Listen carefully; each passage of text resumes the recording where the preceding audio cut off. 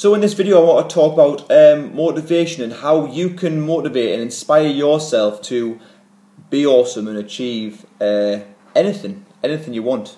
This is not corny. When people think big, first of all, and this is the moral of the story straight away.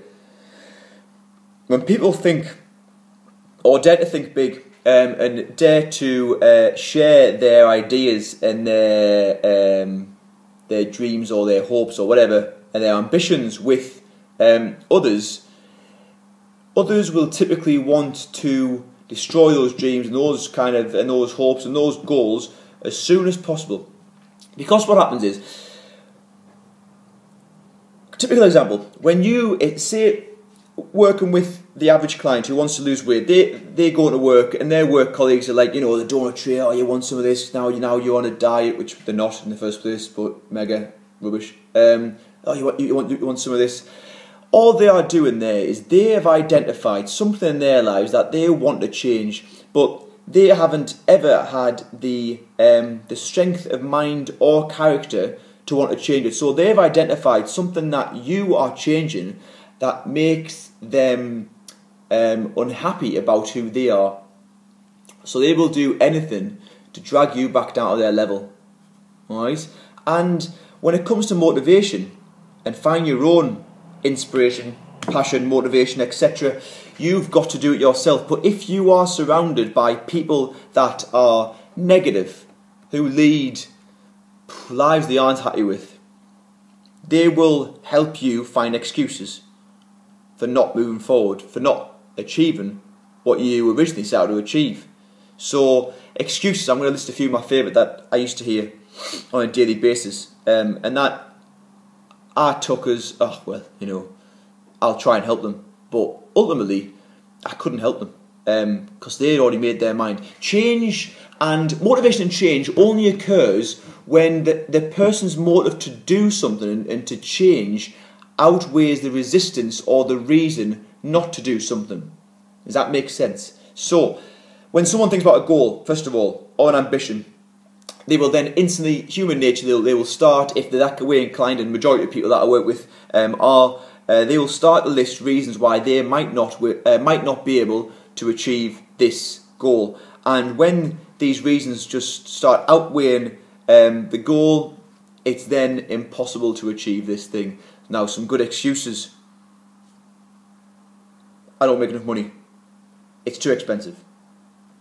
If these two things, first of all, whether it's not a one-to-one, whether it's not a PT or not about PT, if these are your main factors for not putting the time or effort into achieving what you want to achieve, you are so far off the mark in any kind of success that you're in another planet. So, money, don't make enough money, too expensive, haven't got enough time, I've got a family, I've got kids, I've got work to do, when I go home, I work too many hours, I don't enjoy the job I do, I've got stress at work, I've got stress at home, my relationship isn't great. Now bear in mind, these are all choices you've made in the first place, right? You've chosen the relationship that you're in, you've chosen your career, you've chosen your job, but it's almost that it's acceptable to whinge and cry about your choices, which is weird, isn't it? You're blaming yourself, but you're offloading the guilt to make yourself feel better. Harsh reality, but this is what it's all about. Just my opinion, could be wrong.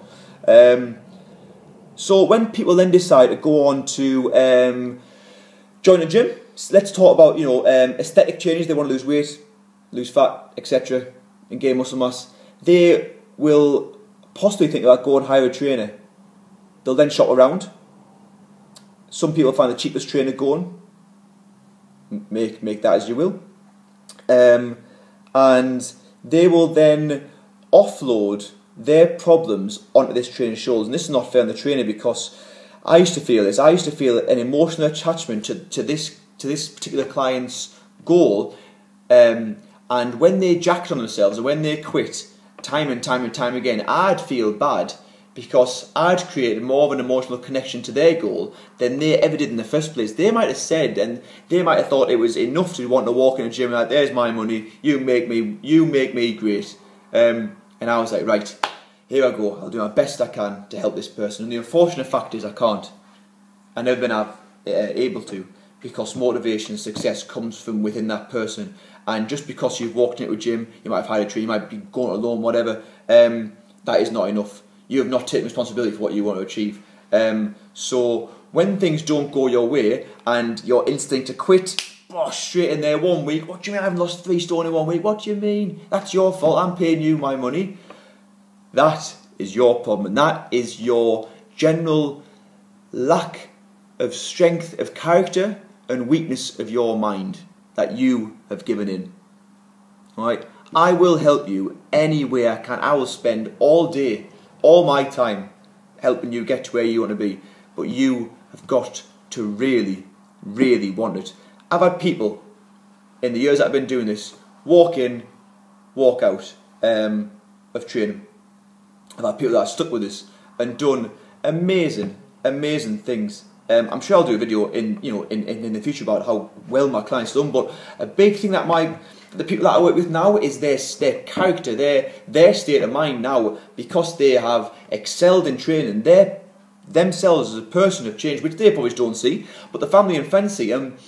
What you do in a training environment directly correlates the kind of person you are outside that training environment. So if you have the tendency and the unfortunate habit to want to quit when anything gets hard, I can pretty much guarantee now that is what you are like as a person. And when I said at the start, you want to surround yourself with like-minded, positive people, and get away from the people that are going to drag you down and tell you can't do it and there's no point, you don't need to do it.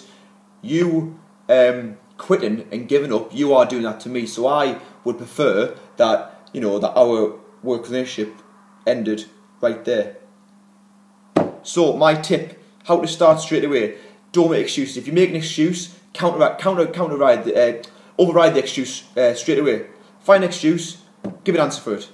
If you then hear yourself talking yourself out, you are not ready to change. All right, go away, give your head a shake, think about it, and then come back. When you're ready to make a change, make a commitment, make a solid commitment. Give yourself a time scale to want to achieve something, and use someone, whether it's a friend, a trainer, a coach, but use someone to help to plan getting you there. And then work. Really, really work. Alright? When it gets hard, work harder. Do not tell someone else your limits. Do not look at someone and say, I cannot do that. Because then you fall back in that quitting category. No one wants to know you. Alright? Don't put limits on yourself when you haven't even tried. Alright? I hope that's made sense. Again, I'm just throwing all my, the things I've experienced and a bit of knowledge out there, and I hope it's answered a few questions for you. Any comments? Any feedback? Love to hear it. Drop it below, and thanks for watching. Cheers.